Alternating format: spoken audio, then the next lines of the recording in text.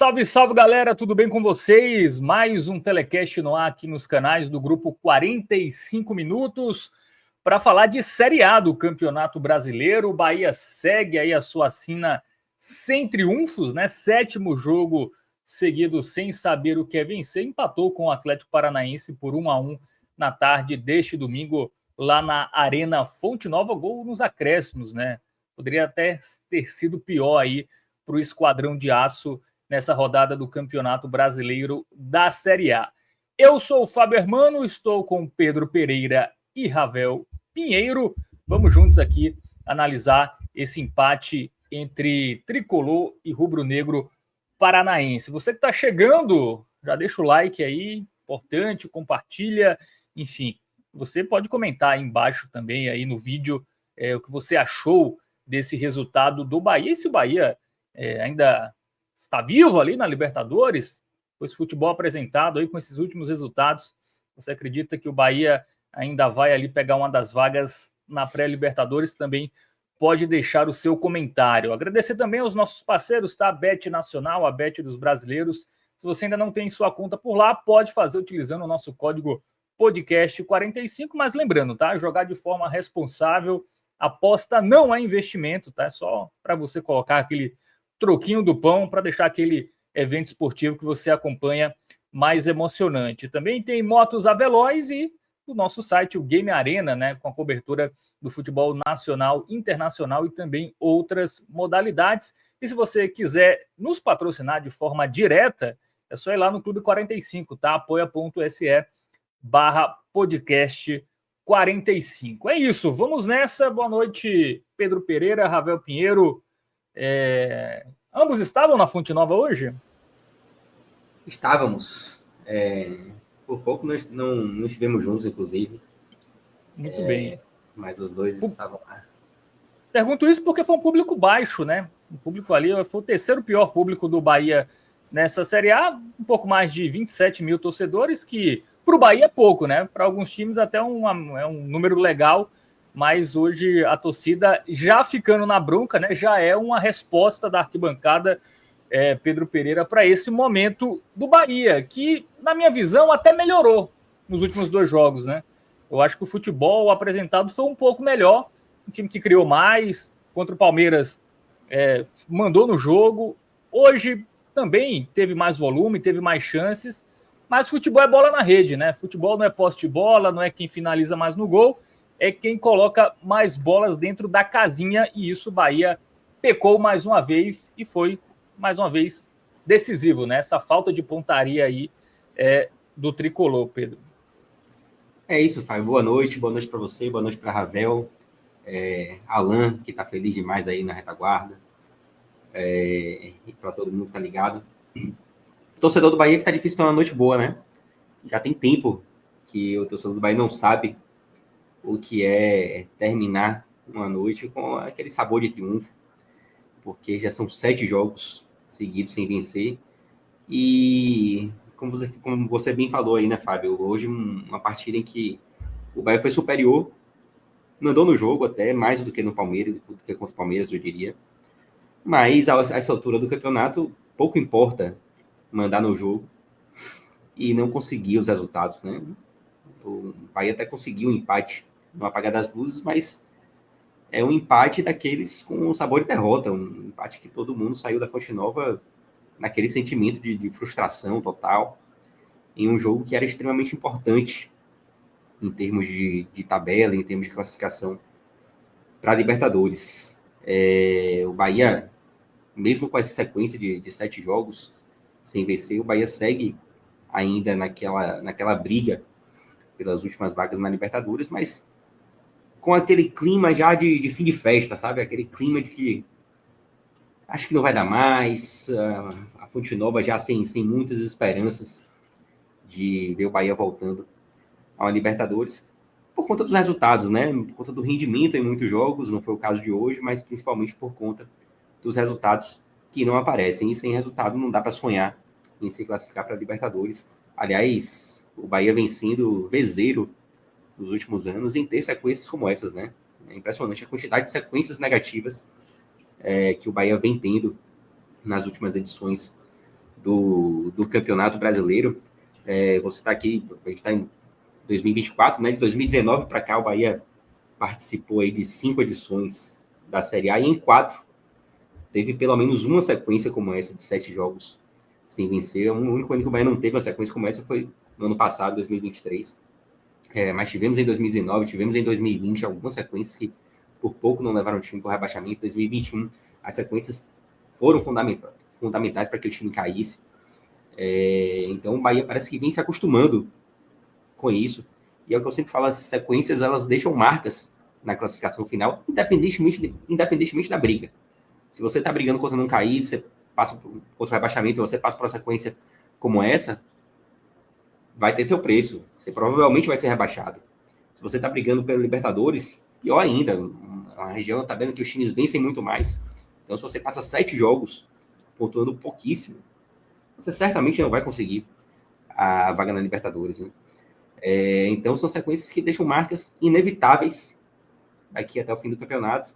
E a gente já tá entrando numa reta final aí. Acho que depois vai até passar um pouco pela tabela para a gente ver as possibilidades que ainda existem de classificação para Libertadores. Mas já com aquele clima de que vai ficando cada vez mais difícil. Hoje o jogo era fundamental. Se o Bahia consegue um resultado bom, um resultado de triunfo hoje na Fonte Nova, diria até que ficava próximo até da classificação para a Libertadores, pensando nos jogos que ainda tem, mas é um tropeço que vai deixar vai aumentar ainda mais, né, a dificuldade do Bahia nessa reta final do campeonato e vai deixando o Bahia ainda um pouco mais distante da Libertadores. Muito bem, Pedro Pereira. Após o campinho, podemos passar aí pela tabela de classificação e projetar, né, as rodadas finais aí.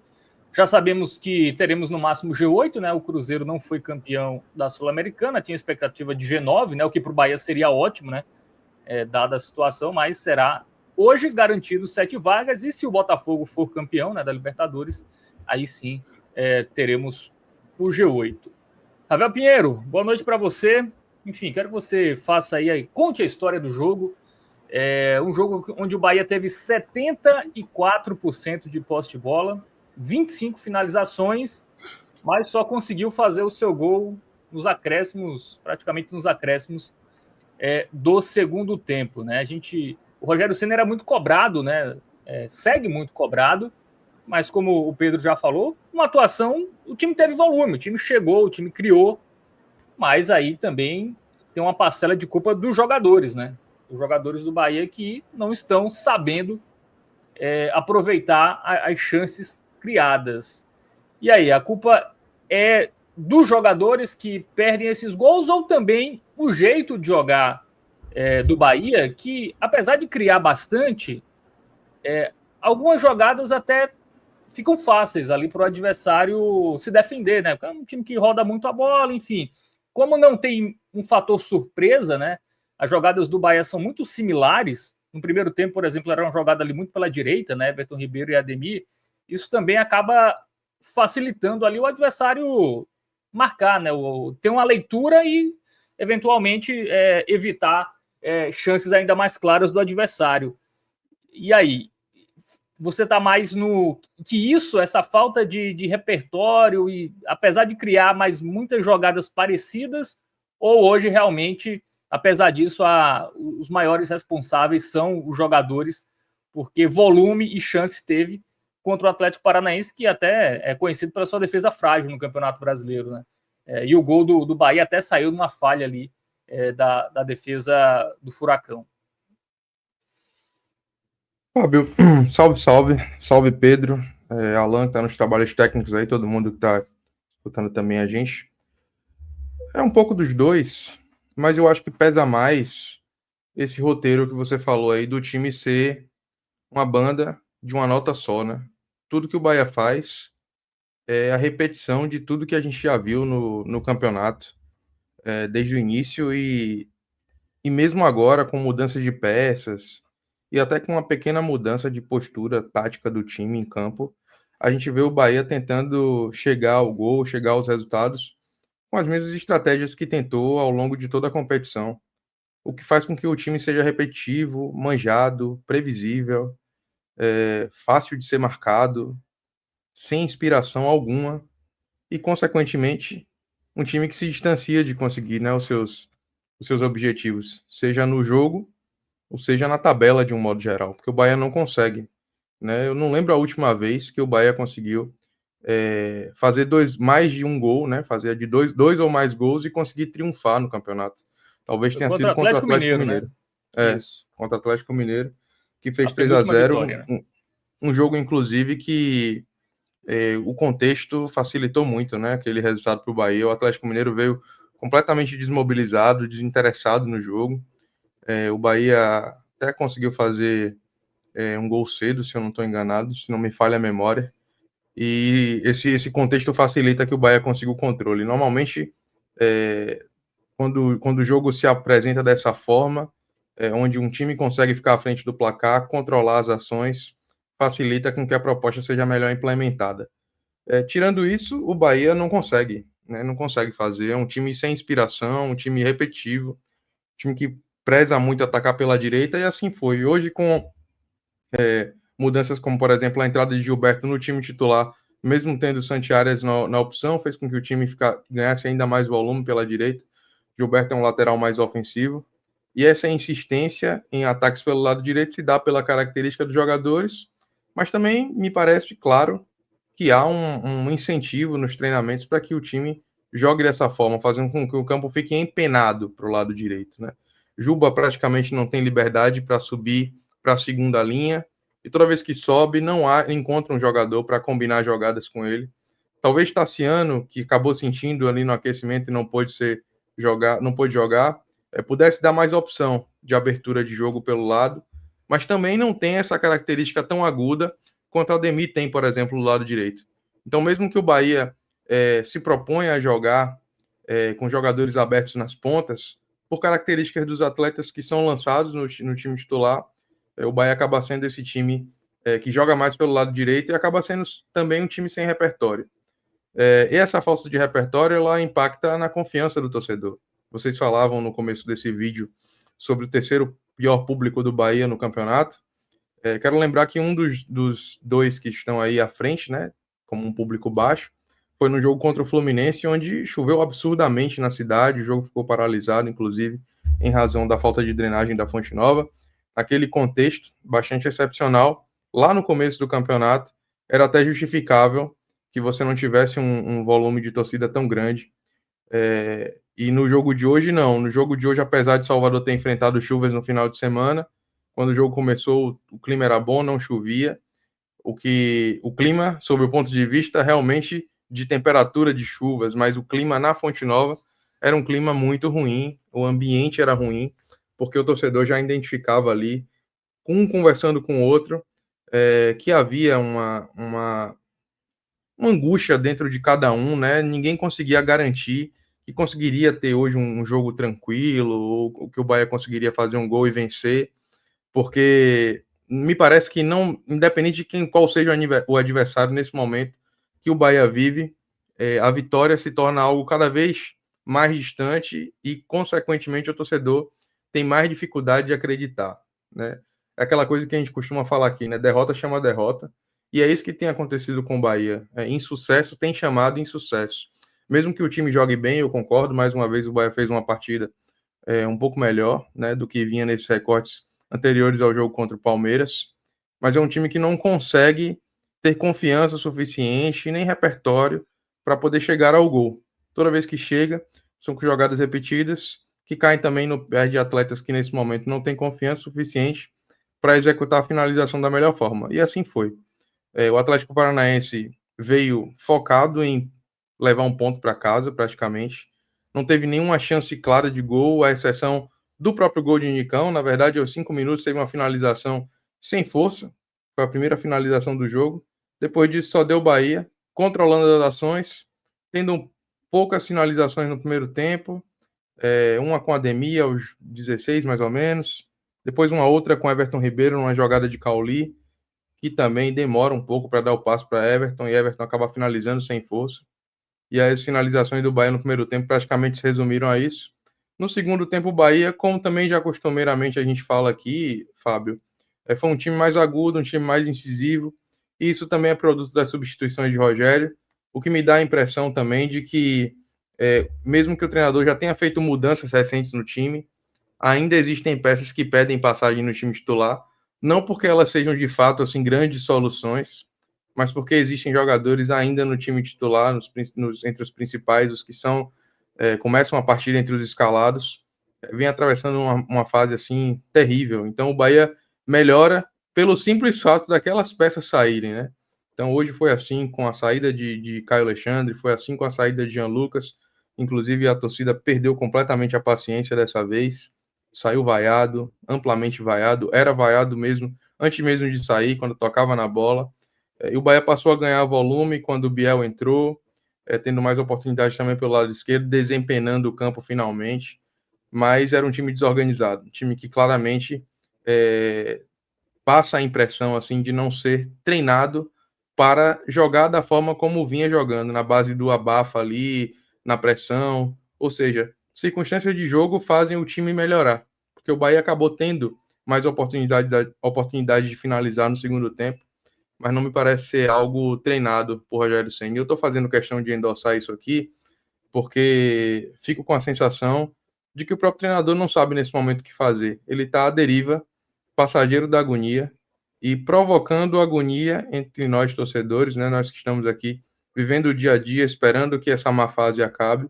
Eu não tenho mais expectativa nenhuma assim de que o Bahia possa aliar bom desempenho com resultados positivos, porque o treinador não me passa a segurança.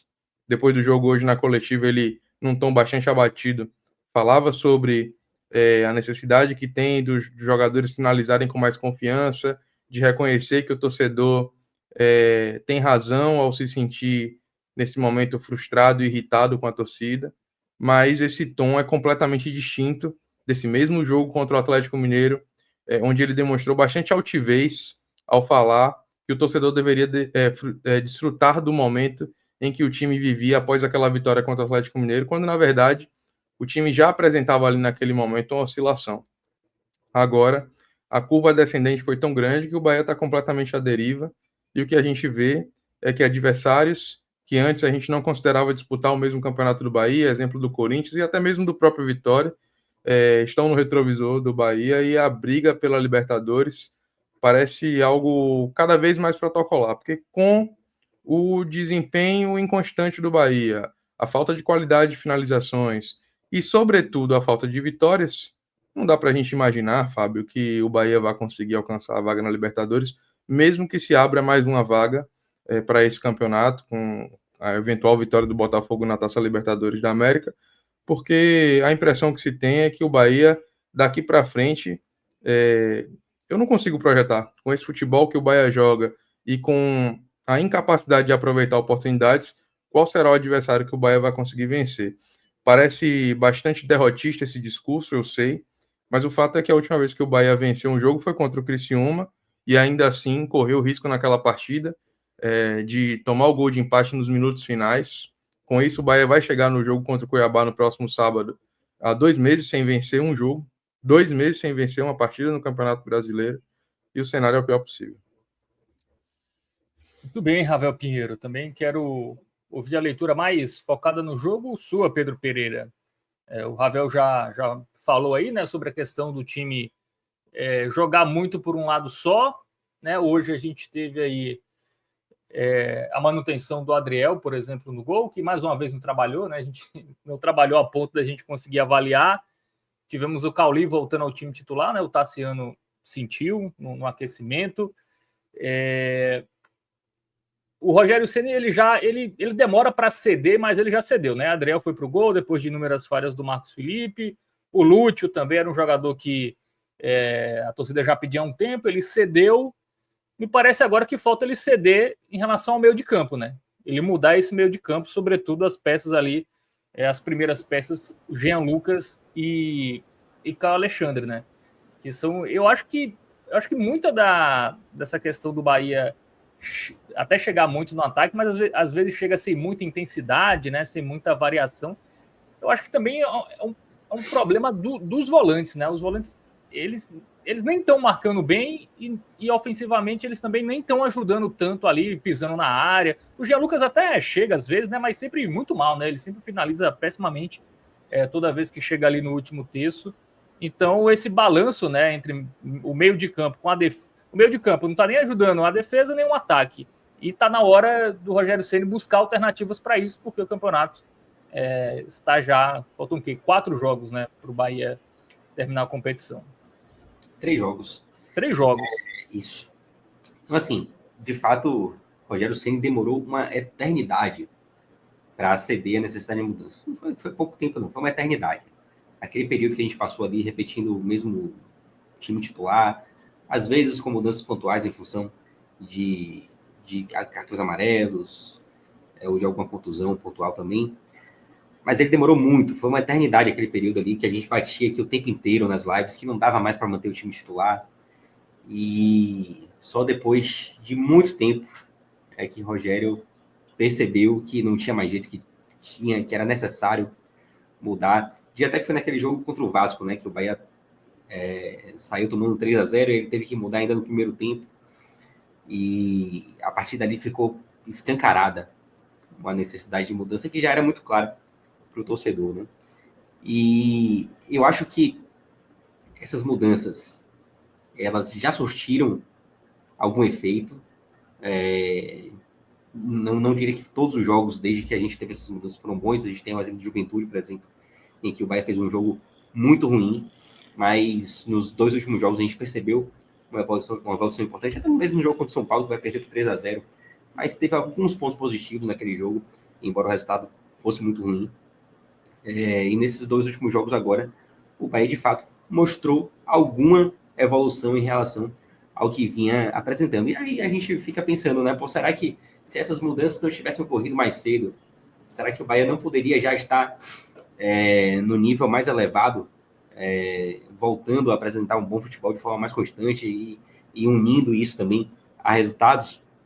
É a sensação que a gente fica, né? Que isso poderia ter acontecido, mas não aconteceu por teimosia de um treinador que demorou muito para mexer no time titular.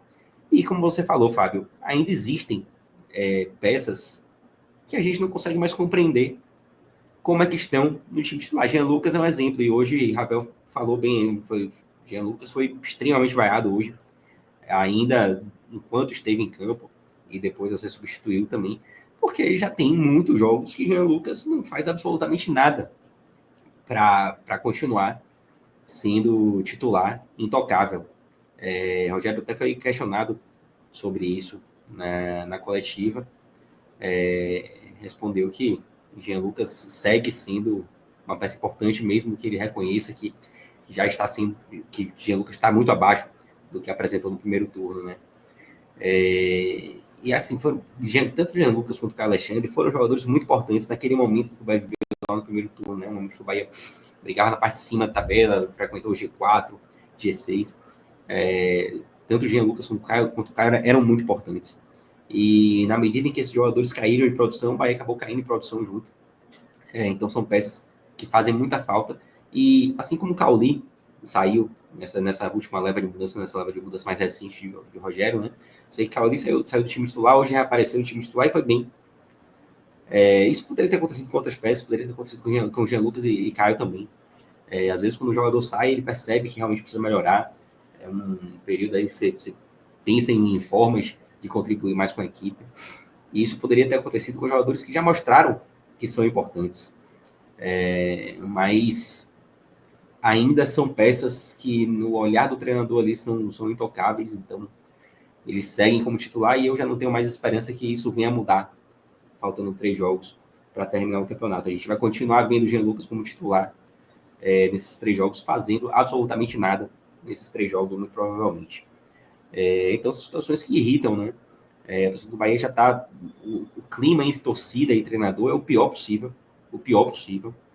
Hoje, a gente viu protestos na torcida também, ainda durante o jogo, contra Rogério. Não foi a primeira vez, mas hoje talvez tenha sido até mais intenso. E eu acho que o momento ele é muito ruim em todos os sentidos. O Bahia vive um momento ruim dentro de campo, sem conseguir os resultados. O clima com a torcida também é péssimo, o momento dentro de campo acaba refletindo junto com a torcida, né? Na hora que você toma um gol em um jogo em que você era melhor, vem aquele nervosismo, e aí o nervosismo... O discurso do grupo, né, Pedrão, associando a qualidade de Rogério Ceni a Guardiola no momento em que as relações entre torcedor e treinador são as piores possíveis, né? Não, e uma fala dessa totalmente descabida, no momento inoportuno, né? O Guardiola tomou de 4-0, né? Talvez nesse momento os dois estejam mais parecidos. O Guardiola abraçou, né? Abraçou a comparação ali e tá fazendo jus. Mas foi uma declaração daquelas que não contribui absolutamente nada, né? Com o momento. Só irrita o torcedor. Exatamente, só irrita. É como se tivesse brincando com os fatos, né? Porque qualquer torcedor que tem um mínimo de senso crítico sabe que essa declaração ela não tem nenhum mínimo fundo de verdade. Então, quando você abre a boca para poder fazer isso aí, num momento onde nem o mais apaixonado, o mais iludido possa estabelecer minimamente um tom de comparação entre os dois, você está dando um tapa na cara do torcedor, né? É um deboche. Isso. Então, assim, bizarro.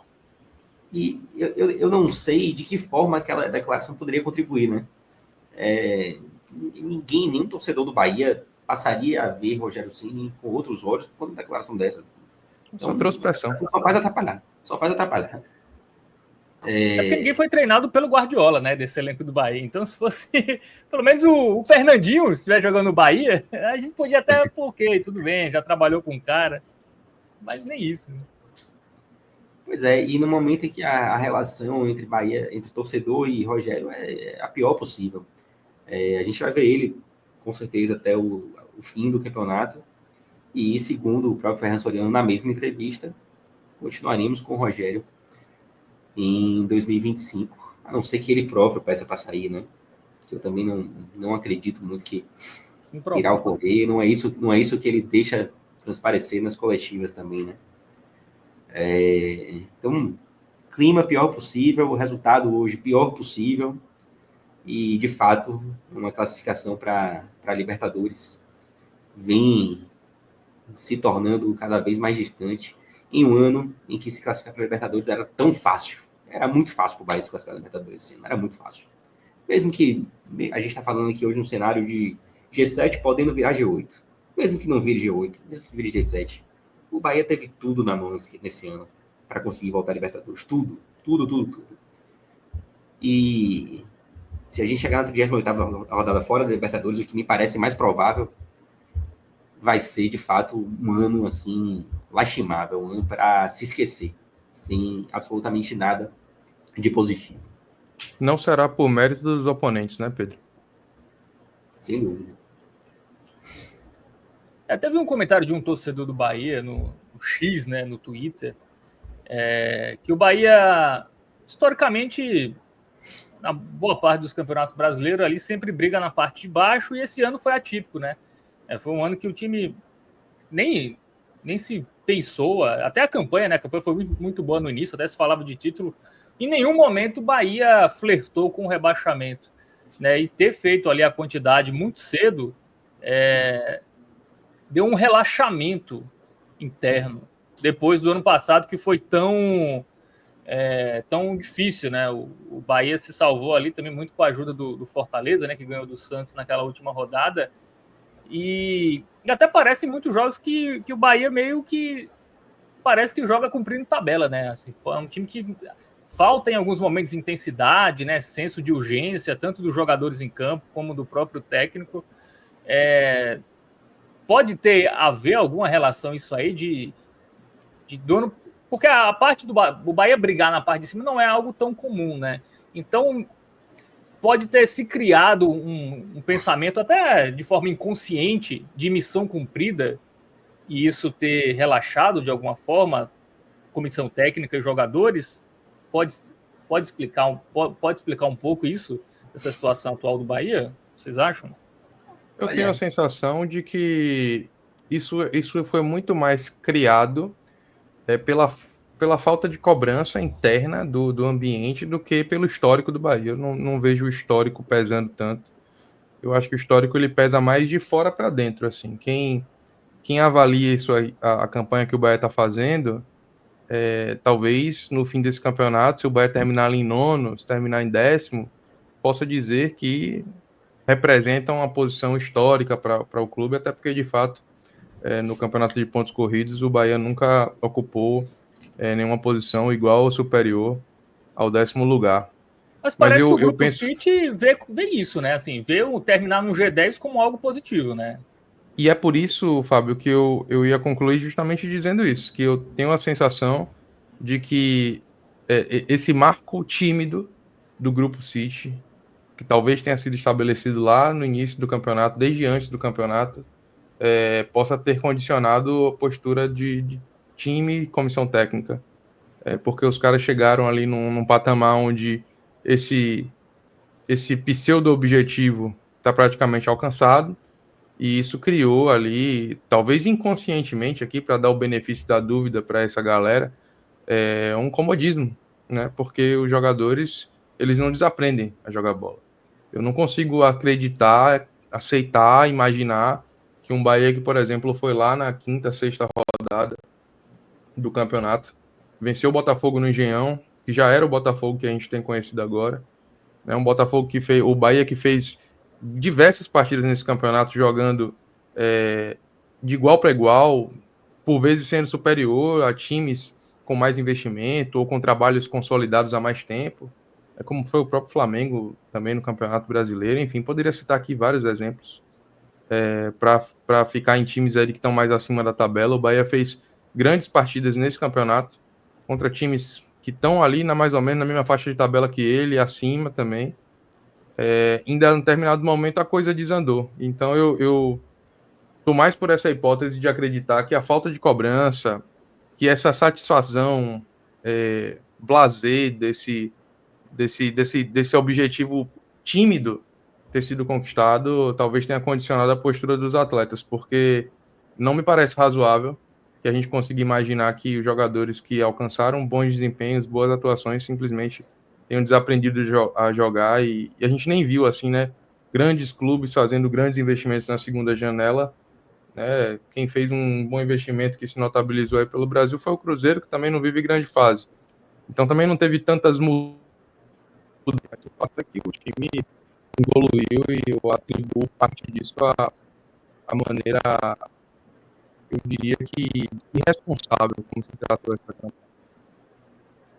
Bem, deu uma cortada nesse final, viu, Rafael Pinheiro? Mas deu para entender. Dos últimos segundos só. Então, mas passo para você, Pedro Pereira, sobre esse assunto aí. Eu concordo que isso pode interferir, sim, na medida que você traça metas tímidas, e essas metas elas são alcançadas com certa tranquilidade. É plausível, a gente entende que isso possa se refletir dentro de campo e que o time acabe se retraindo, né, e se satisfaça com um pouco que já conquistou. Em relação a essa questão, né, o Bahia está em um lugar que pouco esteve, especialmente na era dos pontos corridos.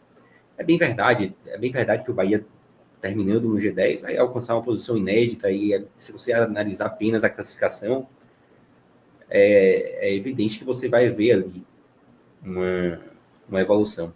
Mas, assim, cada campeonato ele tem uma história, né? E a gente não vai poder analisar apenas a classificação final. E a história desse campeonato, ela é uma história que tem um perfil financeiro completamente diferente do que a gente estava acostumado. O Bahia investiu muito mais, tinha um poderio financeiro muito maior do que em outros anos, uma realidade muito diferente. E mais do que isso, fez um primeiro turno em que você via que o time tinha condição de chegar muito mais longe, né? Você via que o Bahia era um dos favoritos a alcançar uma vaga na Libertadores com tranquilidade. A gente poderia estar aqui falando de um Bahia hoje já praticamente classificado para a Libertadores, pelo que jogou no primeiro turno, pelas peças que tem e pelo investimento que fez. E aí você vem para um segundo turno em que o time faz uma campanha de rebaixado. O Bahia está fazendo hoje uma campanha de rebaixado. E não tem como a gente chegar no final do campeonato, o Bahia terminou em nono, que seja. Terminou em nono depois de um segundo turno desastroso. a classificação final inédita, né, dos pontos corridos, ela não vai apagar isso. Ela não pode apagar isso. A gente tem que se lembrar o que foi construído ao longo das 38 rodadas, né? E hoje, o futebol que o Bahia joga, os resultados que o Bahia consegue no segundo turno, são resultados de time que está brigando até para não cair.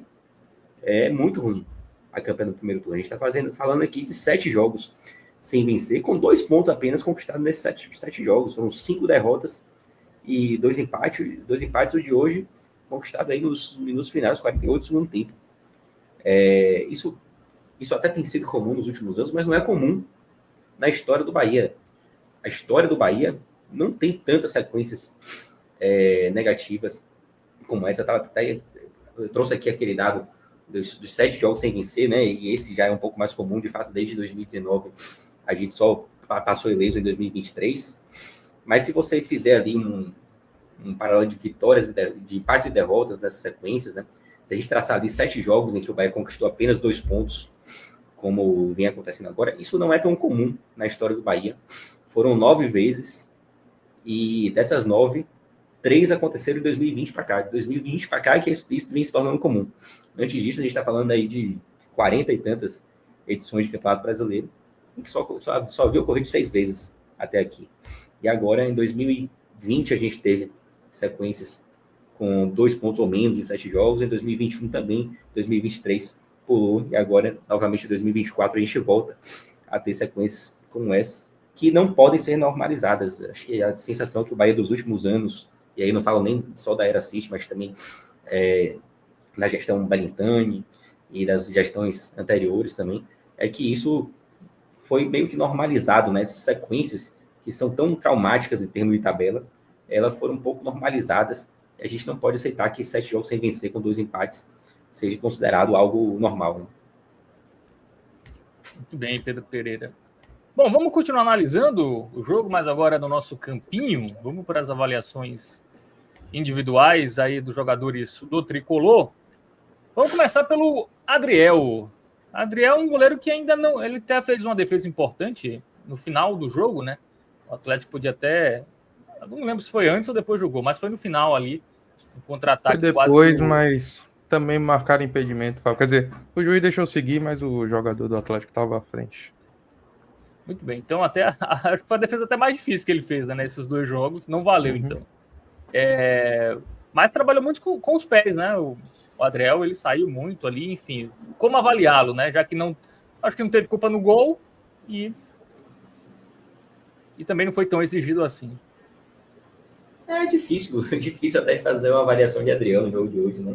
Acho que o Paranaense chegou uma vez com perigo no gol do Bahia. Teve até o Atlético Paranaense até chegou um pouco mais no primeiro tempo, mas não teve finalizações assim perigosas que exigissem defesas importantes de Adriel. E aí, nesse caso, eu fico com a nota 5 ali, razoável.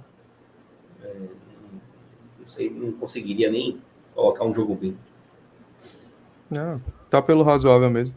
Destaco que a torcida, em determinados momentos, ficou pegando no pé dele assim, clamando por urgência, né, na saída de bola. Até porque, de fato, assim, parecia que em alguns momentos ele demorava um pouquinho para repor a bola em jogo, tentando, de repente, encontrar um jogador na melhor condição, já que a gente sabe que ele é bom nessa saída com os pés. Só que a torcida estava muito impaciente, especialmente quando o Atlético saiu na frente. Então ele demorou só um pouquinho assim, mas nada que comprometa também o que foi ele em campo. Estou com esse razoável aí também. Muito bem, razoável pro Adriel, né, que pouco trabalhou. O Adriel ter trabalhado pouco é um indicativo que a defesa melhorou, essa linha aí? Hoje não pode ser considerado isso não, porque foi o Atlético que não veio para Salvador para jogar. O Atlético, assim, na verdade, não sei se Pedro concorda, mas ficou parecendo para mim assim que o Atlético estava doidinho para perder esse jogo hoje. Porque há times que vêm jogar fora de casa, seja na Fonte Nova, onde for, com a intenção de conquistar o ponto, né, de empatar. Bota ali a bundinha na defesa, faz uma cera absurda. O Atlético não fez nada disso. O Atlético deu campo pro Bahia, o Atlético não se jogou, o Atlético não paralisou bola. No máximo, o goleiro deles foi quem ainda conseguiu tomar um cartão por retardar a jogada. mas nem os jogadores de linha do Atlético forçaram tanto essa condição. Foi o Bahia que não soube aproveitar. Então eu diria que hoje não dá para dizer que a linha defensiva foi quem passou segurança para o goleiro. Acho que o adversário não quis testá-lo. Verdade. Muito bem. A partida do Atlético foi desastrosa, realmente. Eu não me lembro de ter visto um Atlético Paranaense tão ruim quanto esse. E um time que, nos últimos jogos fora de casa, ia muito mal, né? Me fugiu aqui agora o histórico recente, mas eu lembro que, se não me engano, acho que eram 8 jogos já sem vencer fora de casa. E o Bahia, por pouco, não perde, né? É a maldição do centenário, Pedrão. Se prepara aí que 2031 tem a gente. Pois é, tá mais perto do que longe. O Atlético não ganhava fora de casa no Campeonato Brasileiro desde o jogo contra o Cuiabá, quando venceu por 2-1 pela primeira rodada do retorno. Continua sem vencer, né? Mas hoje passou perto. Quase o Bahia quebraria essa escrita, como vem quebrando, né? Juventude vinha mal, São Paulo tinha vencido uma partida só fora de casa no campeonato inteiro. Então, assim, de fato, o Bahia vem ressuscitando adversários. Bom, vamos para a dupla de zaga, né? Tivemos Gabriel Xavier e Canu, né, de volta hoje ao time titular após cumprir suspensão. Eu concordo com o que Ravel falou, tá? Que a partida do Atlético Paranaense foi muito abaixo, que o sistema defensivo sequer foi testado, mas ainda assim eu consigo ver boas partidas, especialmente Gabriel Xavier, eu acho que jogou bem. E Canu, alguma oscilação, teve um erro de passe no segundo tempo que poderia ser importante. Ele jogou bem para Gabriel Xavier e razoável para Canu. Eu assino, só achando também, pontuando que se tivesse um jogo bem para Canu também não seria nenhum absurdo, não. Eu acho que não seria, não. Ele, apesar de fato assim, ter errado 1 ou 2 passes, mas foi ele, na verdade, ele fez. É sintomático isso, porque esse Canu acaba tendo mais responsabilidade de ser construtor nesse time do Bahia, porque Caio Alexandre e Jean Lucas simplesmente inexistem nessa condição. Então ele errou muitos passes, inclusive no primeiro tempo. Foi no momento ali onde praticamente só se construía jogada nas saídas dos zagueiros para as laterais. Canu foi muito prejudicado pelo fato de o Bahia não conseguir jogar pelo lado esquerdo. Então, quando ele forçava passe para Cauli, para Juba na segunda linha, era mais difícil, porque aquele lado do campo não estava povoado. E isso acontece pelo fato de que a bola não passava entre os volantes, nunca estavam disponíveis para receber e criar, construir. Inclusive, são características que supostamente eles têm que ter, porque são jogadores que não têm um poder de marcação tão alto. Então, acho que ele acabou sendo sobrecarregado por essa necessidade de construir passes em linhas apertadas, porque os volantes não estavam contribuindo. Então, talvez jogou bem, não fosse nenhum absurdo, mas eu acompanho o Pedrão aí no razoável. Razoável mesmo pro Canu? Vamos de razoável. Muito bem. Vamos pro Gilberto, né? Gilberto que estava no lance do gol, né? Do gol do Atlético, e aí? Ele marcou mal ali, deixou muito espaço, faltou fechar mais ali, foi lento na jogada. Eu acho que Gilberto oscilou na partida, e uma das oscilações negativas foi justamente do lance do gol. Mas em outros momentos ele apareceu bem, inclusive gostei da manutenção dele no lugar de Arias, tá? Eu acho que ele fez boas partidas nesse momento que Arias estava nas eliminatórias, e me pareceu justa a manutenção dele, até porque as últimas partidas de Arias pelo Bahia não foram das melhores, né? Não que ele esteja ali naquele rol de peças que precisavam sair, mas eu achei que fez sentido a manutenção dele, e acho que ele teve bons momentos em determinados momentos da partida, mas às vezes cometendo alguns erros. O lance do gol é importante e ele estava envolvido. Por conta dessas oscilações, assim, eu iria de razoável. Eu acho que ele, junto com o Ademir, foram os atletas que mais tiveram pontos altos no Bahia, na partida de hoje. talvez tenham sido jogadores que apresentaram seu melhor nível de futebol em recortes da partida. Mas concordo com o Pedro de que assim as oscilações aconteceram num volume bem expressivo e eu acho que pesa muito para esse razoável o fato dele ter sido assim facilmente driblado por Coelho no lance do gol do Atlético Paranaense. Naquele momento ele já estava cansado. É um jogador que a gente sabe que tem futebol para entregar e até tem apresentado boas atuações, mas também a gente sabe que é um atleta que segundo tempo decai muito fisicamente. E hoje aconteceu novamente. A gente já tinha alertado isso no jogo contra o Palmeiras. O Bahia também tomou um gol que é originado ali do lado dele. Hoje acontece da mesma forma. Isso não pode deixar de ser observado. Então, embora eu acredite que junto com a Ademir tenha sido os atletas assim que demonstraram assim momentos de melhor futebol na partida, essa oscilação negativa aí pendeu muito para essa nota dele. Então, eu também iria de razoável. E o Juba, pelo lado esquerdo? Achei mais discreto hoje na partida, mas não achei que comprometeu, não. Ele foi um pouco forçado, assim, pelo lado direito do Atlético Paranaense, em determinados momentos ali. Tentou-se muitas jogadas pelo lado direito, especialmente no primeiro tempo. Ele saiu bem.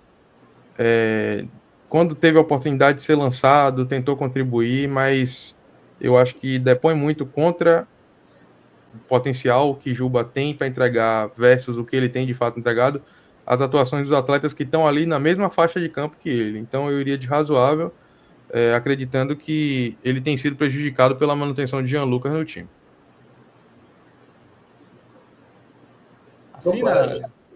Assino e de fato concordo que o posicionamento de Juba ele acaba prejudicando também o futebol que a gente é acostumado a ver Juba jogar. E hoje ele teve mais discreto. Eu estava até mais pro jogou mal, mas vou acompanhar a Ravel aí no razoável. Bom, então defesa avaliada. Vamos agora começar o meio de campo com a dupla, né? O Jean Lucas e Caio Alexandre. Inclusive, né, o gol, né, do Atlético Paranaense, o Nicão estava entre os dois, né? E os dois bem distantes, né? O Caio Alexandre passou demais ali, não sei o que ele quis fazer. Não tinha ninguém do Atlético ali na pequena área, ele foi, deixou o Nicão livre e o Jean Lucas foi marcar Gabriel Xavier.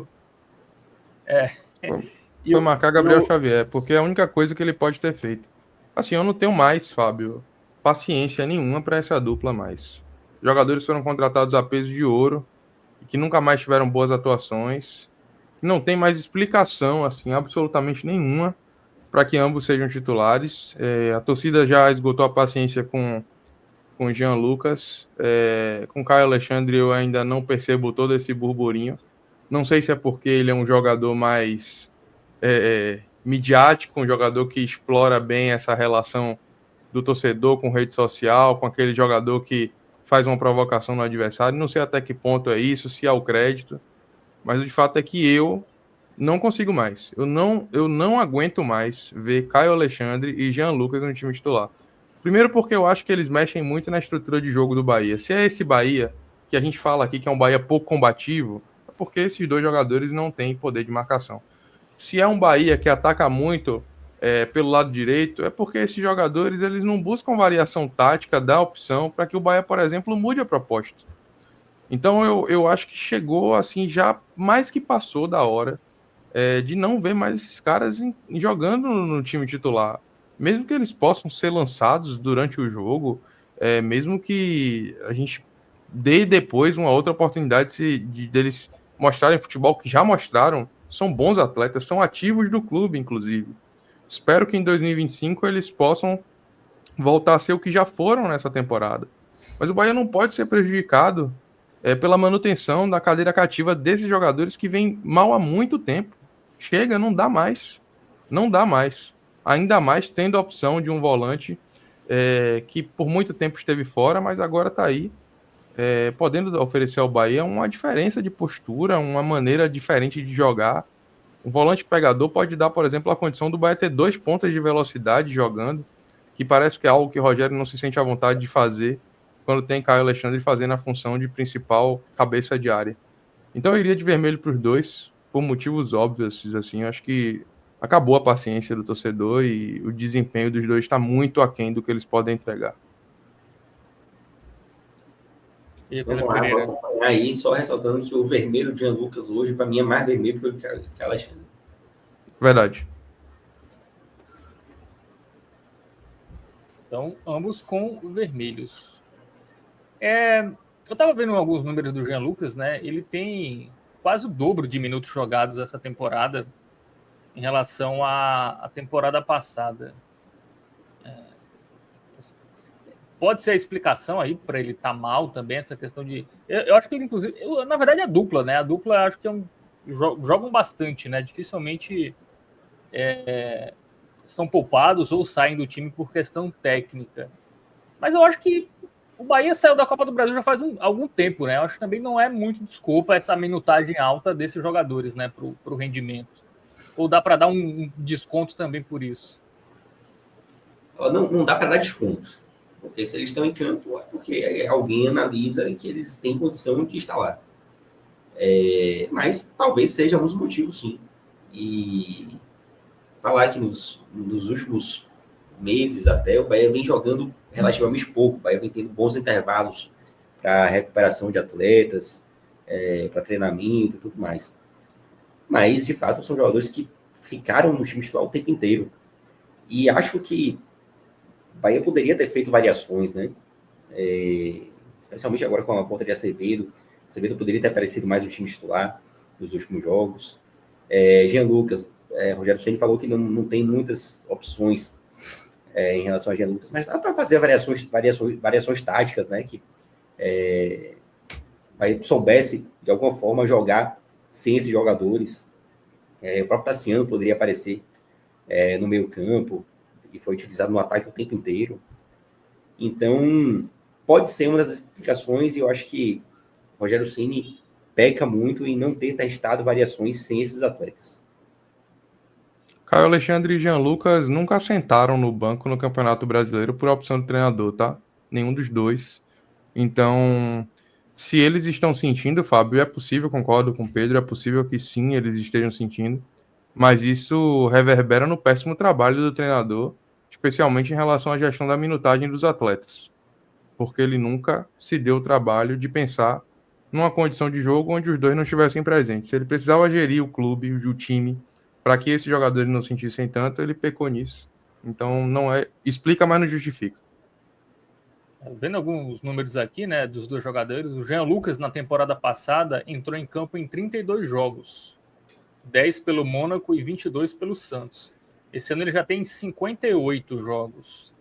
E o Caio Alexandre é meio inverso, porque ele já vem de uma temporada com muitos jogos. Ele fez 65 jogos pelo Fortaleza. Essa temporada ele tem 61, então ele vai acabar, se não sair do time, né, se entrar nos jogos que restam, 64. Ainda vai ser um a menos do que a temporada passada. Mas 120 jogos em 2 anos é jogo, hein? É muito jogo. Ainda mais para jogando equipes do Nordeste, né, que tem sempre um calendário mais pesado, logística mais pesada, enfim, realmente complica. O calendário do Bahia esse ano foi até leve, né? Ano que vem já tende a ser um calendário mais denso, com o Sul-Americano, o Libertadores, uma competição continental, certamente haverá. Então vai ser um calendário já mais complicado do que o desse ano. Isso. Tem esse detalhe também. Bom, vamos para o Everton Ribeiro, que acho que dá para repetir o comentário dos outros telecasts, né? É o cara mais lúcido ali, mas é o exército de um homem só, né? E que hoje nem teve nos seus melhores dias, né? Inclusive perdeu um gol. Que deveria ter aproveitado, né?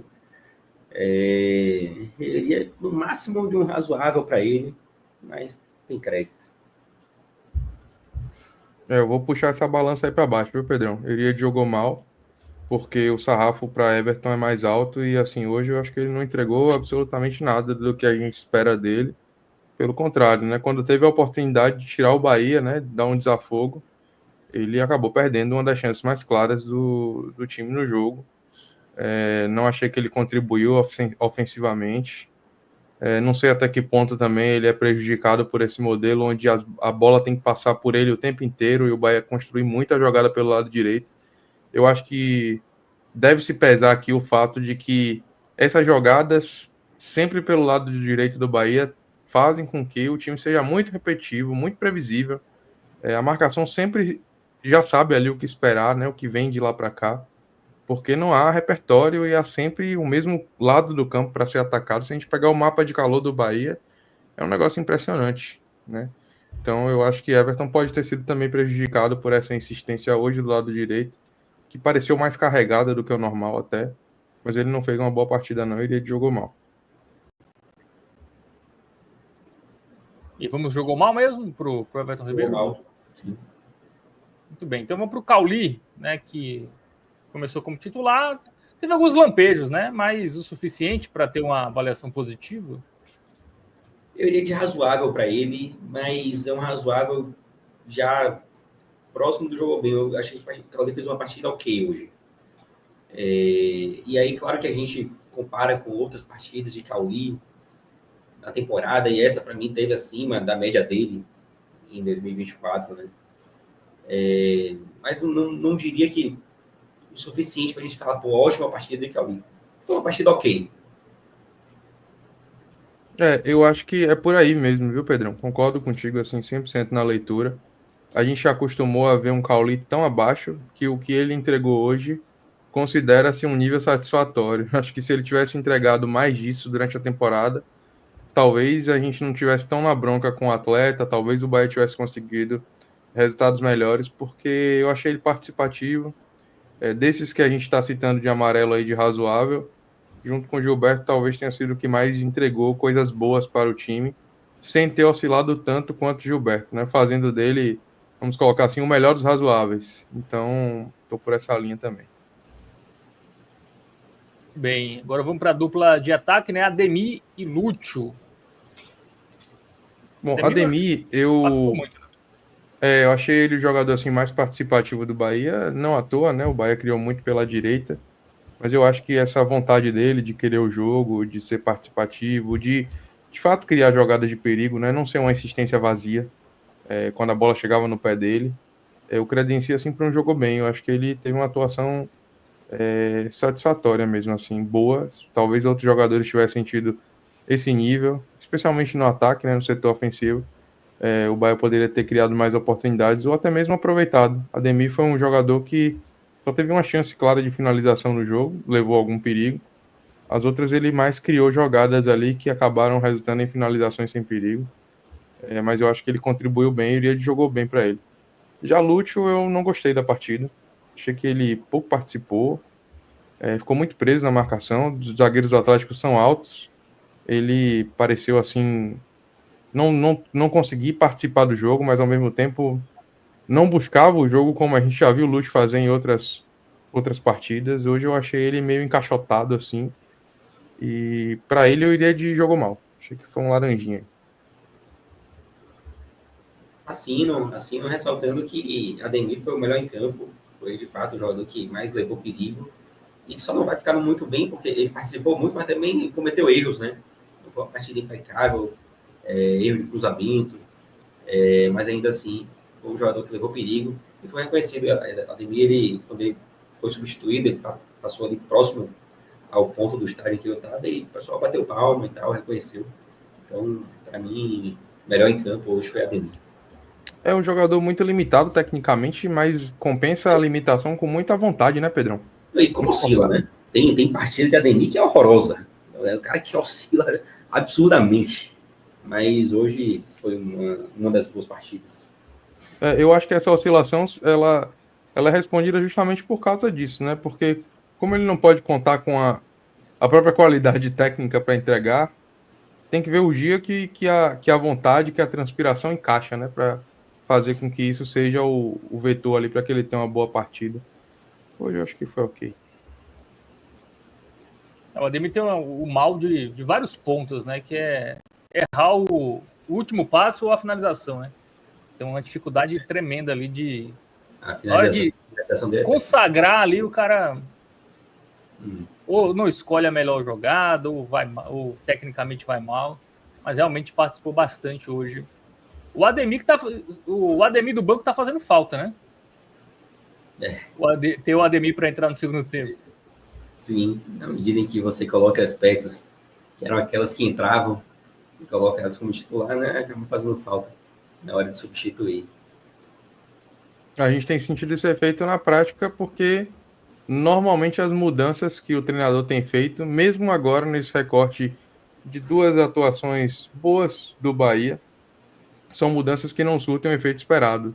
Mudanças que não fazem o Bahia chegar ao placar que deseja. E aí mais, mudanças que desorganizam o time. Hoje eu não gostei de nenhum, assim. Acho que Rogério Ceni foi equivocado no time e nas escolhas das peças, fazendo com que o Bahia ficasse assim bastante desorganizado. Não sei se é a leitura que Pedro faz também assim, mas vi um Bahia muito afobado, querendo chegar na base da pressão de qualquer forma. E o Bahia parecia muito melhor em campo quando estava organizado, disposto como tem que ser. Talvez se ele fizesse mudanças protocolares de uma peça por outra, ele teria conseguido chegar nessa condição. Mas fazer uma dobra de centroavantes ali com Everaldo e Lúcio de uma maneira que Everaldo não conseguiu contribuir nem como ponta, nem como centroavante. Abrir Biel, ou na verdade substituir Gilberto por Biel, ao invés de fazer Gilberto por Arias, com a justificativa que depois ele deu na coletiva, que era tentar ganhar amplitude nas pontas, pareceu completamente infundado. Acho que o Bahia ficou bem desorganizado. Vou deixar que Pedro faça as avaliações aí, mas eu já digo que, para mim, nenhum do banco se salva, não. Acho que talvez Biel por ter feito o gol, mas também não gostei assim da atuação dele, nem de nenhum dos que saíram do banco. O gol foi a assistência do Everaldo, né? Pro gol do Na verdade, Biel. Um erro de finalização, né? Porque Everaldo enche o pé, mas chuta completamente. Aliás, os jogadores do Bahia precisam colocar o pé na forma, né? Não tem mais saída, né? Faltam menos de 20 dias para o campeonato acabar, mas assim, que lástima, né? No jogo passado, Biel perdeu um gol incrível. Thiago finalizou para fora e a bola só foi pro gol e depois invalidado porque ele acertou um colega de time. E hoje o Bahia teve uma série de oportunidades que não foram convertidas por erros de finalização, e o próprio gol, na verdade, surge de uma bola finalizada errada, onde Biel se atira na bola para colocar ela para as redes. Então, assim, o momento de um da erro do finalização do Bahia é zagueiro bizarro, né? do Atlético, né? Que deu no pé do Everaldo, né? Que dá origem, né? Mas Everaldo finaliza mal, era para ele ter finalizado a bola no gol, e Biel se atira para poder salvar. Não, vou com você aí também. Salvaria apenas Biel, dos que entraram. Salvaria como razoável, não mais do que isso. E jogou mal para os demais. Muito bem. Assino. E concordo também, Ravel, com sua análise em relação às substituições. Ressalto ainda que no momento das primeiras substituições ali, quando ele coloca Everaldo e dobra ali os centroavantes, era o melhor momento do Bahia no jogo, né? O momento que o Bahia mais pressionava ali no segundo tempo, que parecia até que o gol era questão de tempo, e aí acabou que saiu o gol do Atlético Paranaense lá do outro lado, né? Mas eu também teria... Cauli saiu, Pedro. Cauli saiu com parte da torcida aplaudindo. Vê que coisa. E aí, naquele momento, o Lúcio Rodrigues faz uma partida ruim. Deveria ser substituído, fazer uma substituição simples. Vamos colocar Everaldo de 9 aqui. Aproveitar que Cauli ainda tá com fôlego. Porque o máximo que poderia acontecer era depois ele substituir Cauli por Biel, abrir os pontas e fazer o time ser organizado em campo. Substituir Gilberto por Arias e acabou. Não precisava inventar. Mas essa pressão de querer colocar, empilhar centroavante, parecendo até que queria dar uma resposta para a torcida, foi um negócio assim lastimável, né? Porque o Bahia se desorganizou completamente, concordo com você. O Bahia vinha num bom momento naquele momento, naquele recorte da partida, e as substituições fizeram com que o Bahia se tornasse opaco, porque o Atlético continuava não tendo tantas oportunidades, mas o Bahia, que estava criando, estava pressionando, que o gol parecia estar maduro, evoluiu a partir das substituições e parecia muito simples assim. Acho que torcedores ao meu redor partiram desse mesmo pensamento aqui, de que era ele ter feito as mudanças tidas como mais óbvias, que pareciam que surtiriam mais efeito do que o que acabou acontecendo.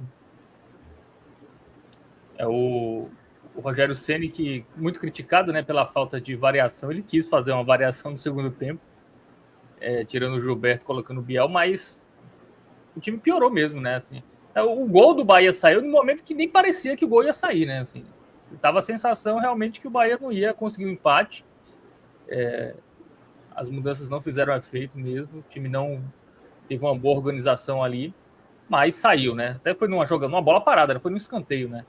E aí no erro também do foi erro duplo, né? Erro do defensor do Atlético, erro do Everaldo, mas o Biel estava esperto ali para fazer o gol do Bahia. Bom, é todo mundo mal, só o Biel com razoável, né? Então todo mundo avaliado aí. Medalha de ouro para o Ademir, a prata, consequentemente, vai para Gabriel Xavier. E dos jogadores que foram razoáveis, quem ficará com a medalha de bronze, Pedro Pereira? Seria ou Gilberto ou Cauli, né? Eu ficaria com o Gilberto hoje. Assino. Vamos seguir aí. Muito bem, então o Gilberto fica com a medalha de bronze. Bom, avaliação do Rogério Ceni hoje. O time criou. O time não sofreu tanto defensivamente. E aí? Eu iria de jogou mal por conta do que a gente já comentou aqui sobre as substituições. Não iria de muito mal, justamente porque o time teve oportunidades, né? Foi dominante durante a partida inteira. E por isso que eu não vou de muito mal, mas as substituições já deixaram a desejar. E aí, claro que vem o peso também do momento. Talvez se a gente estivesse aqui falando, se esse jogo tivesse acontecido em um recorte positivo de tabela, a gente até iria para o razoável. Mas a gente soma tudo, né? E eu iria de jogo mal hoje para o Rogério. Eu pesaria um pouco mais, viu, Pedrão? Eu vou aceitar o jogo mal sob protesto. Fica à vontade, não tá muito mal, tá tranquilo. Porque, meu amigo, assim, se a gente está criticando um Bahia que joga de uma única forma, ou ainda um setor de meio campo tão responsável por ser um time que nem é agudo, agressivo o suficiente, mas também não é um time que é protegido. Você vê o lance do gol, é um negócio assim absurdo. Não tem. E aí, para coroar a sequência de coisas ruins que são de responsabilidade do treinador, a incapacidade que o time tem de apresentar mudança de postura a partir das substituições, né? Jogadores que entram também sem muito apetite. Você vê que a gente nem se deu o trabalho de falar aqui, por exemplo, do desempenho de Depena em campo, porque ele não fez absolutamente nada mesmo. Eu acho que a responsabilidade do treinador é grande no sentido de chacoalhar, de fazer os atletas chamarem para si essa responsabilidade. Se o Bahia joga dessa forma, é porque o Bahia treina dessa forma, e se ele vê o Bahia treinar jogando sempre pelo lado direito, ele acha que isso é uma alternativa viável, execuível, para ganhar dos adversários, todos eles no campeonato, ele está redondamente enganado. Isso não vai acontecer. Não à toa o Bahia está 7 partidas sem ganhar, 2 meses sem vencer uma partida. Né? Então, se isso acontece, e ele está vendo isso no dia a dia, e obviamente está, eu acho que está muito na responsabilidade dele. E eu cansei de Rogério Ceni. Eu não era exatamente um daqueles assim que tinha um pensamento fechado sobre a não permanência dele aí para 2025, Pedro. Mas agora eu tô assim completamente assim desgastado. Eu acho que eu vou ter que fazer um trabalho psicológico assim de preparo muito grande para ver esse treinador de novo à beira do gramado do Bahia, se ele se mantiver, para que isso não me abale, não me desgaste, porque ele consumiu assim completamente a paz, o sentimento do torcedor, a esperança, porque tem uma sensação de que mesmo esses atletas que estão em péssima jornada poderiam entregar muito mais se o treinador não tivesse se portado de uma maneira tão omissa, tão mesquinha, tão teimosa, parecendo privilegiar os seus pares, os seus parceiros, os seus queridos, em detrimento de outros que, por falta de confiança e de outros fatores que muitas vezes não chegam até nós, também não conseguem mais entregar quando são acionados. Essas mudanças tardias estão todas na conta dele. Então, mesmo que o Bahia apresente uma melhora recente, eu concordo. Nesses 2 últimos jogos, o Bahia saiu de uma condição muito ruim para uma condição minimamente razoável, minimamente decente, mas eu não posso 42 deixar de finalizações, viu, atribuir. Ravel Pinheiro? Pois não é possível que a gente tire a responsabilidade dos atletas, porque eles é que estão ali para decidir, estão ali para fazer, mas também não dá para a gente deixar de criticar aqui um treinador que não está vendo que um time cria tanta oportunidade e não consegue converter.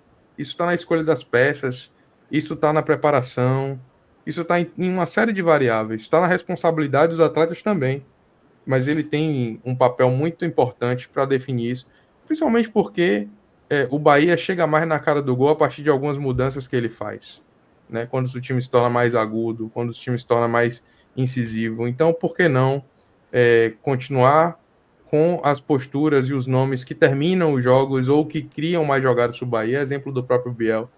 Voltou de lesão, já fez a segunda partida. Não é possível que a gente não vá ver Biel titular no próximo jogo, por exemplo. Ou o Bahia com uma mudança de postura, uma mudança tática. Então, por esses motivos todos aqui, eu pesaria um pouquinho mais. Aceitaria o jogo mal, mas se você for de muito mal comigo, Pedrão, eu vou ficar bem satisfeito. Não, veja só, eu iria de jogo mal, mas eu jamais advogaria contra esse muito mal aí. Até pela frase, tipo, essa nhaca que a gente pegou de Rogério Ceni, acho que está em, se não 100%, mas em 95% dos torcedores do Bahia, né? E eu também já estou assim, tipo, eu também não era daqueles que achavam que o Rogério Ceni era o pior treinador do mundo, mas já faz algum tempo, né, que a gente não vê mais com nenhuma evolução no trabalho, e eu também vou ter que me acostumar muito com a ideia de ver ele em 2025. Então, eu não tenho a mínima condição de advogar contra esse muito mal aí. Então tá certo, né? Suspeito que houve um retroativo aí desse jogou mal aí com jogos mais recentes, né? Mas Rogério Ceni ficou com muito mal, né? Ele, o Jean Lucas e o Carlos Alexandre, inclusive, são jogadores mais criticados os personagens, né? Mais criticados pela torcida aí. Esse trio e o Ceni realmente, se não sair, né? Claro que apesar do Grupo City ter garantido, ainda pode ter alguma mudança ou não? Vocês acham que nem o Ceni vai querer e nem o... A depender... assim, o Bahia tem Cuiabá e Atlético Goianiense. Se ele não ganha esses dois jogos, tipo, eu acho que fica um negócio meio insustentável. Assim. Acho que até o Grupo City vai repensar. Vocês não acham, não? Não sei, não. Eu acho que não. Eu acho que é uma decisão já tomada. Não vejo o Grupo City tomando decisões aí por conta de não classificação para Libertadores. Eu acho que a decisão do grupo está tomada. Eu tô por outra linha. Eu acho que se o Bahia terminar o campeonato com 10 rodadas sem vencer, existe sim uma possibilidade deles recalcularem a rota. Eu não diria que é uma grande possibilidade, mas eu acho que isso vai ser discutido sim, porque Liga um alerta. Vai ter um impacto. Fica um alerta, exatamente. Eu não descartaria a possibilidade dele próprio, Rogério, acabar saindo, até, talvez por ter alguma outra proposta e tal, e aí somar isso ao momento que ele vive aqui no Bahia e decidir sair. Não descartaria isso, mas o Grupo City tomar a decisão de tirá-lo, eu não acredito. Esses jogos aí, que são, em tese, vitórias fáceis, né? Contra Cuiabá e Atlético, duas equipes rebaixadas. Não existe vitória fácil nesse momento com o Bahia. Não, em tese, né? Até porque o Atlético Goianiense endureceu para o Palmeiras, né? O Palmeiras ganhou por 1-0 só, o Atlético Goianiense teve chance. O Cuiabá empatou com o Botafogo recentemente também. Então, realmente, não serão jogos fáceis, mas eu acho que se não venceu, se pegar aí essa sequência, confronto direto com o Corinthians e 2 jogos contra times já rebaixados, eu acho que pode... Eu tô com o Ravel nessa, eu acho que os caras vão dar uma pensada melhor. Bom, todo mundo avaliado, né? Medalha de ouro para o Ademir, prata para o Gabriel Xavier e bronze para o Gilberto. Vamos abrir a tabela aí? Tem como abrir, Pedro Pereira? Você está com acesso aí? Não tô não, mas a gente pode falar aqui. A gente pode falar, então eu vou... São 3 joguinhos só, né? Primeiro, assim, dizer que a briga do Bahia, para mim, se resume ali a Cruzeiro e Corinthians, tá? A gente pode pensar ali em Atlético Mineiro e Vasco, mas eu já não coloco esses times numa briga com o Bahia, porque, primeiro, que eles têm um confronto direto, e segundo, que o Atlético Mineiro só alcança o Bahia caso o Bahia deixe de vencer esses 2 jogos, porque esses 2 jogos que a gente está colocando como cruciais, né? Cuiabá e Atlético Goianiense.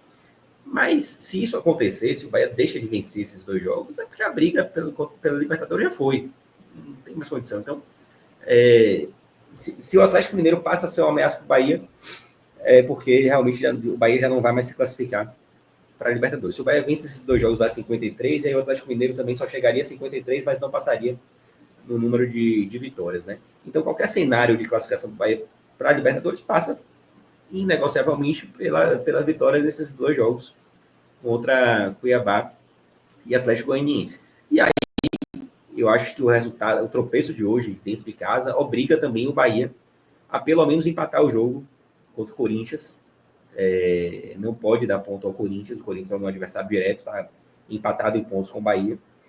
E vamos ver o que vai acontecer com o Cruzeiro, né? Vamos ver o que vai acontecer também com a 8ª vaga, se vai abrir ou se não vai. O Cruzeiro tem 4 jogos a realizar ainda, pega o Grêmio em casa ainda nessa rodada, depois tem Bragantino fora, Palmeiras em casa e Juventude fora, e o Corinthians pega Criciúma fora e Grêmio também fora de casa. Entre esses 2 jogos tem um confronto direto contra o Bahia, em que o Corinthians é mandante. Então, supondo aqui que o Corinthians vence esses 2 jogos, o tira-teima do Corinthians também vai ser ali contra o Bahia, com o Bahia podendo empatar desde que vença seus 2 jogos, porque aí o Bahia ficaria à frente no número de vitórias, né?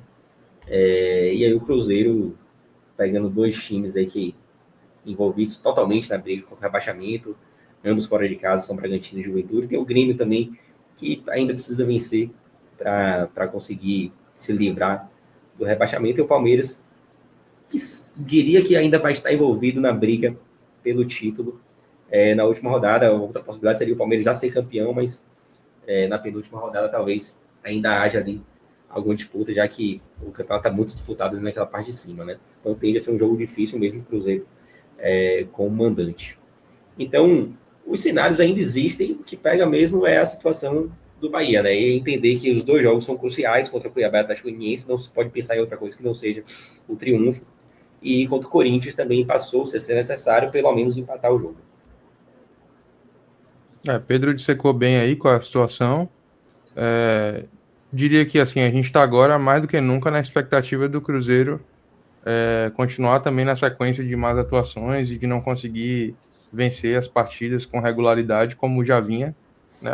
Um time que, assim como o Bahia, atravessa um mau momento, porque se desgarrasse, por exemplo, vencer esse jogo já contra o Grêmio, depois você pega um Bragantino que, embora ainda esteja querendo permanecer, mas é um time que tem apresentado assim, um futebol muito abaixo, time que me parece assim, um sério candidato ao rebaixamento, até mais do que o Juventude. Então eu diria que o Bahia tem que torcer muito aí para que o Grêmio consiga fazer uma ferida nesse Cruzeiro, porque depois só sobraria aí praticamente uma vaga se o Botafogo vencer a Libertadores, e o Corinthians é um adversário que nesse momento reúne totais condições de ultrapassar o Bahia. Então, assim, matematicamente existem ainda possibilidades, mas o cenário é muito desanimador, muito pelo que o Bahia construiu, ou até mesmo, na verdade, deixou de construir nos últimos jogos. A situação é bastante preocupante.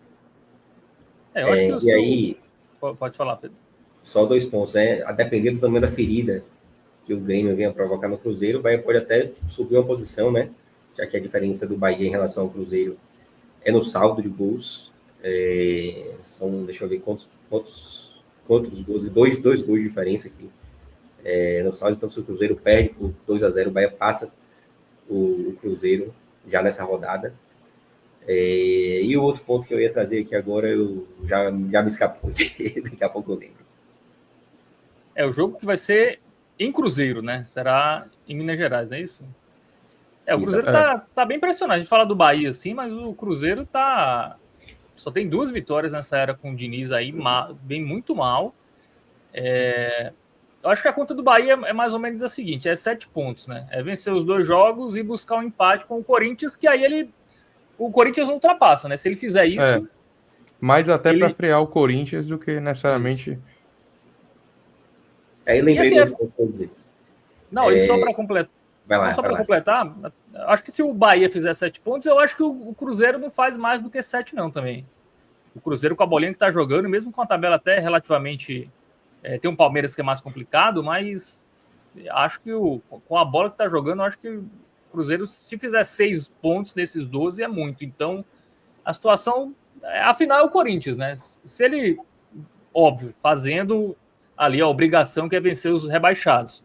Mas, assim, ainda continua até dependendo muito dele, né? Assim, é mais dele do que até de torcer por uma combinação, mesmo que o Botafogo não ganhe, né?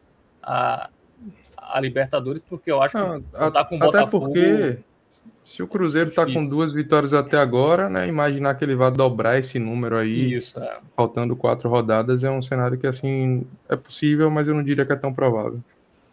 O Cruzeiro agora foca só no brasileiro também, né? Depois da derrota. 7 pontos, eu acho que o Bahia vai para pré-libertadores. Assim, eu acho que a grande dificuldade dessa tabela do Bahia vai ser o confronto com o Corinthians, né? Porque o Bahia vem num momento terrível da temporada, enquanto o Corinthians vem num momento exuberante. O Corinthians até outro dia estava brigando arduamente contra o rebaixamento e agora venceu um monte de jogos seguidos. Se eu não me engano, são 6 vitórias seguidas no Brasileiro. Então, o momento do Corinthians é muito mais positivo do que o Bahia. Vai ser muito difícil para conseguir arrancar o empate lá jogando o que tem jogado.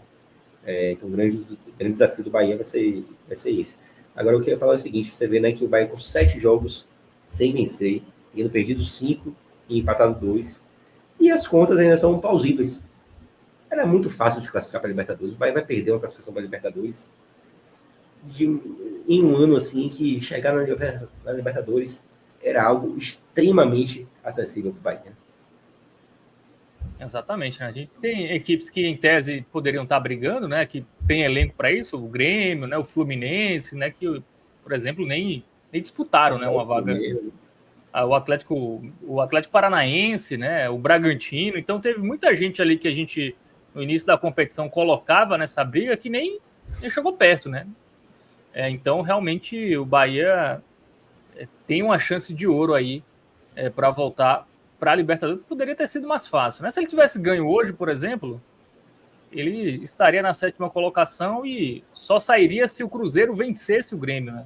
Seria improvável. Quer dizer, improvável não, porque joga em casa, mas seria plausível ali o Cruzeiro fazer no máximo 1 ponto, né? Então,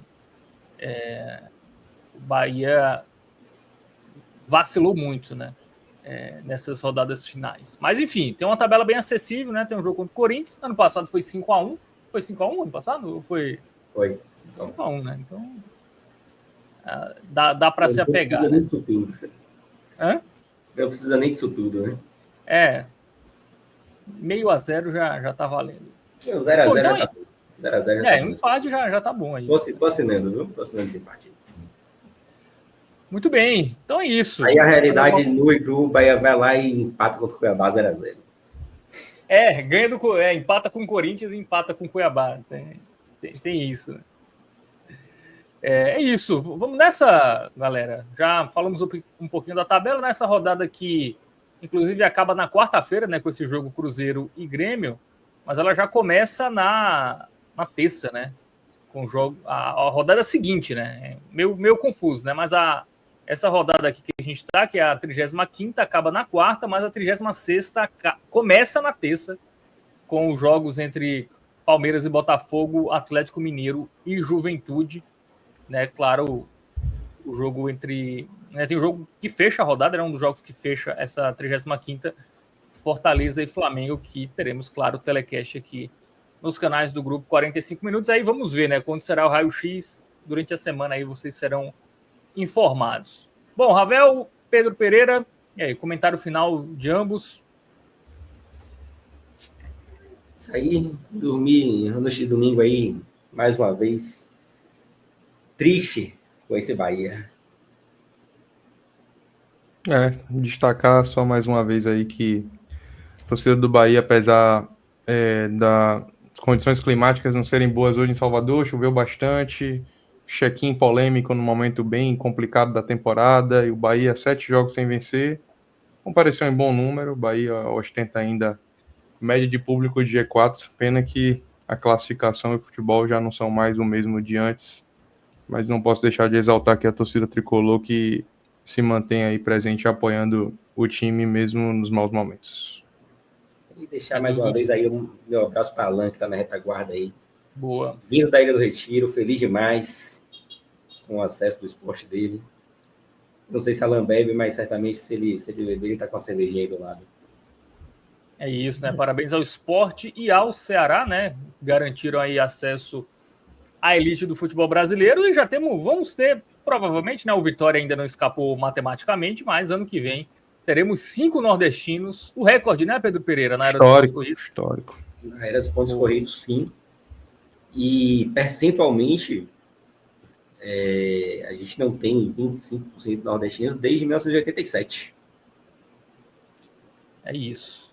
Então, realmente, vai ser especial, inclusive para a gente aqui, né? O futebol nordestino cresce, a gente cresce junto, né? Já que, obviamente, cobrimos aqui o futebol da nossa região. Então, teremos 5 times na elite a partir do ano que vem. Ceará, Fortaleza, Clássico Rei.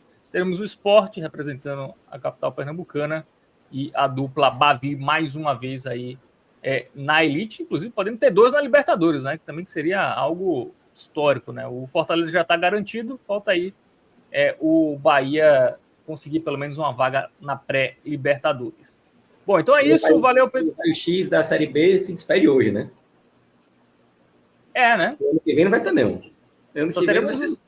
só vai ter o CRB, né? Nordestino. Verdade. Só o CRB. Só um...